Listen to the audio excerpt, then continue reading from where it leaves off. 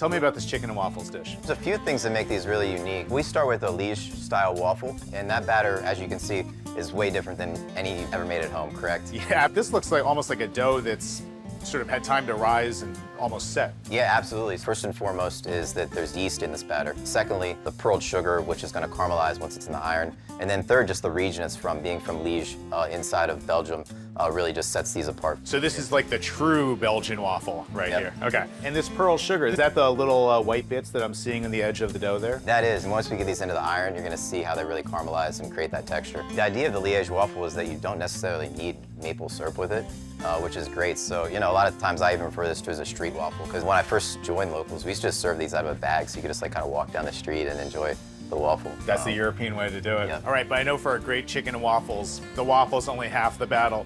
Tell me about this chicken here. Yeah, so for the chicken, what we have here is a boneless, skinless chicken thigh. We start off by first pounding these out a little bit so we can get really nice, even cooking. We allow this chicken to sit in the juice of some pickles for over 24 hours. Pickle juice as your marinade? Yeah. All right, well, that's new to me, but I'm excited to see what flavor that brings. Yeah, so from there we take the chicken out and we dredge it into some buttermilk. That's nice and thick. That's gonna help get the breading to adhere a little bit. Oh yeah, absolutely. So this is an all-purpose flour, and it's the cornstarch, which will help it get its crispiness, paprika, some thyme, black pepper, salt. A lot of flavors A going lot of into this. flavors, yeah, Nice. yeah. Now this is nicely breaded up. I'm just gonna take this over to the fryer. I'm going to go ahead and just fry it up at 350 for about 5-6 minutes.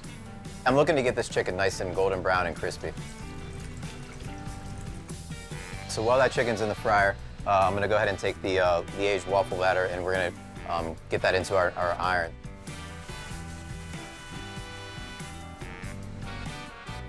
And to finish this dish off, we're gonna take some house spice.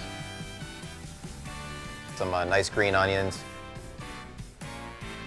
And then we're gonna go ahead and sit down and enjoy these chicken and waffles.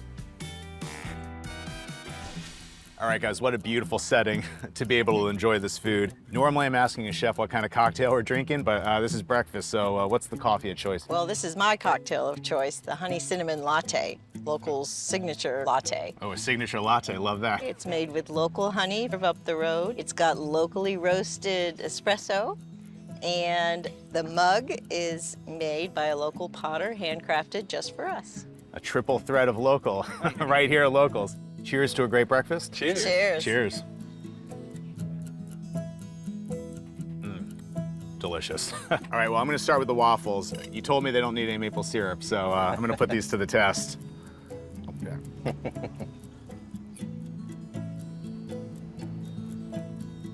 That's excellent. I mean, that really tastes like a baked good, more than most waffles that I'm used to.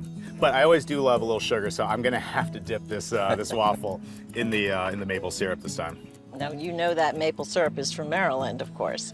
I did not know this maple syrup was from Maryland. I didn't even know they make maple syrup in Maryland. They do. This one's from Garrett County. And don't be afraid to pick it up. They are street waffles. Okay, just do a little dip. All right. Is that the preferred method of eating here at Locals? Absolutely. I think it is. For the waffles,